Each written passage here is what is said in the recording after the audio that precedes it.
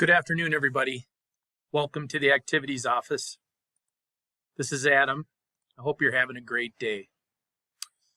Well, we have some exciting news in the activities office.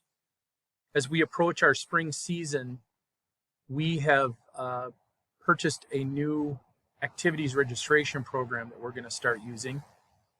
And it's going to be beneficial for many reasons.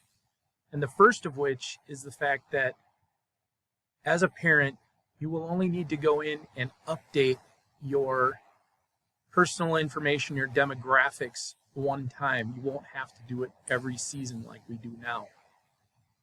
There are some other features that this program allows us to do. We're going to turn those things on a little by little as time moves forward. But for the spring season, we're going to start out with just the basic program, and we're going to move forward from there. So as you can see, this is what the new athletic registration page will look like. And when you are ready to register, you will click on this button right here, the activity registration button. But I'm going to ask that you start by watching this video tutorial. It's about 5 minutes long, and it kind of walks you through the process of getting your child registered.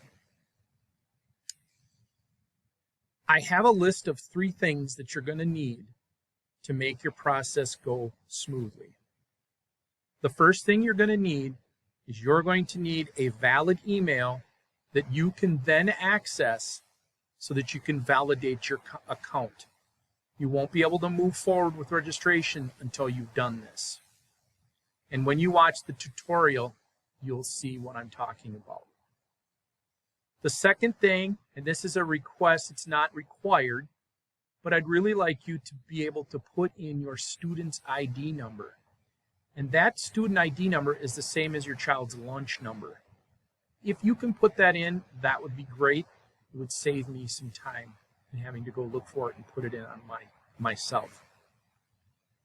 And the third thing you're going to need for this spring season is the date of your child's last physical. Now,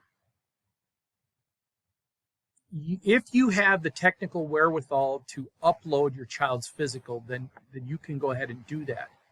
But you do not have to at this time. I will take care of putting your child's physical into their registration file.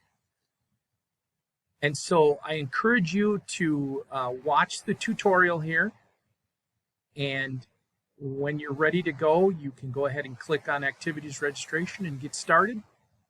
When you're finished, if you're going to pay by cash or check, you can always bring that here into the office.